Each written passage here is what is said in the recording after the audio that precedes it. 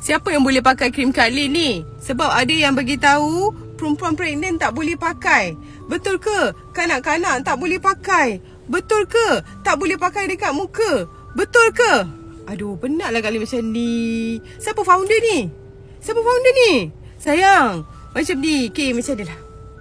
Kak Lin nak bagi tahu siapa yang boleh pakai krim Kak Lin. Ibu mengandung boleh pakai sayang. First, second, third trimester boleh pakai.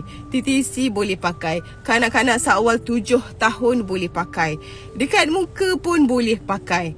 Untuk eczema pun boleh pakai. Ibu menyusu pun boleh pakai. Dekat badan pun boleh pakai. Kadang-kadang confused. Ada yang sampai dekat Kak Lin, ada affiliate cakap macam ni, ada affiliate cakap macam ni. Saya confused lah Kak Lin mana satu ni.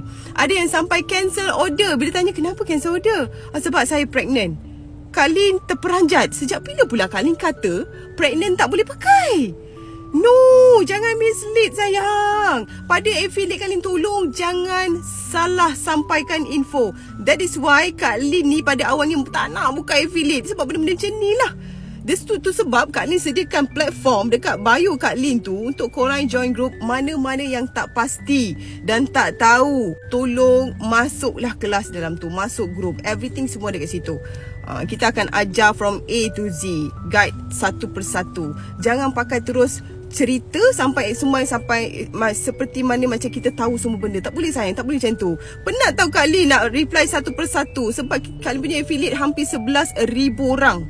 Okay, bila dia jadi masalah macam ni, dia akan terparik pada Kak Lin. Ada isu lagi ke? Ada isu lagi ke? Dah kenapa ni? Buka affiliate pun jadi isu ke? Okay, tak pasti masuk ke dalam grup tu, boleh bertanya. Sebelum nak keluarkan apa-apa statement, boleh bertanya. You can directly boleh tanya Kak Lin ataupun boleh dalam the group. Mana-mana. It's okay sayang. Okay, jelas ya? Boleh ya? Kak Lin tak marah sayang. Okay, Kak Lin sayang korang semua. Alright?